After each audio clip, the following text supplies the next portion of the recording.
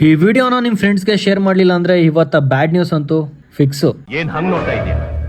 Shock ಆಯ್ತಾ? ये अभी ट्रेलर है, पिक्चर अभी बाकी है, मैं बोला है ना.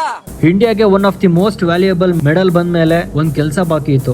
ಅದೇ ಶ್ರೀ ಜೇನುಕಲ್ ಸಿದ್ದೇಶ್ವರ ಬೆಟ್ಟಕ್ಕೆ ಹೋಗೋದು. ಈ ಮೆಡಲ್ ನ ಪಡೆಯೋಕೆ ಎಷ್ಟು ಕಷ್ಟಪಟ್ಟಿದ್ದೀನಿ ಅಂತ ನನ್ನ ಫಾಲೋವರ್ಸ್ಗೆ ಮತ್ತೆ ನಂಗೆ ಮಾತ್ರ ಗೊತ್ತು. ಇದನ್ನ ನೋಡಿದ್ಮೇಲೆ 100K ಫಾಲೋವರ್ಸ್ ನ ರೀಚ್ ಮಾಡ್ಸಕ್ಕೆ ನೀವು ಸಪೋರ್ಟ್ ಮಾಡ್ತೀರಾ ಅಂತ ಅನ್ಕೊಂತೀನಿ.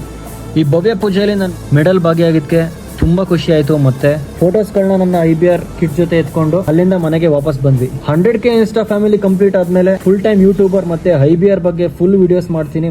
ವಿಡಿಯೋನ ಇಲ್ಲಿಗೆ ಎಂಡ್ ಮಾಡೋಣ ಅನ್ಕೊಂಡಿದ್ದೆ, ಆದ್ರೆ ಅದೇ ಬೆಟ್ಟದಲ್ಲಿ ಇನ್ನೊಂದು ಟ್ವಿಸ್ಟ್ ಆಯ್ತಿತ್ತು. ಜೇನುಕಲ್ ಬೆಟ್ಟದಲ್ಲಿ ಗುರುಪೌರ್ಣಮಿ ದಿವಸ ನಾನು ಹೋದಾಗ ಎಸ್ಪೆಷಲಿ ಅದು ಹೂಡ್ತಾಲಲ್ಲಿ ಎಷ್ಟು ಸ್ವಚ್ಛತೆ ಕಾಪಾಡಿದ್ರು ಅಂದ್ರೆ ಫಾರಿನರ್ಸ್ ಕೂಡ ಗಾಬರಿ ಆಗ್ಬೇಕು. ಏನ್ ಗುರು ಇಷ್ಟು ಸ್ವಚ್ಛತೆ ಕಾಪಾಡೋರೆ ಅಂತ. ನಾಚಿಕೆ ಆಗ್ಬೇಕ್ರಯ್ಯ ನಿಮ್ಗೆಲ್ಲ.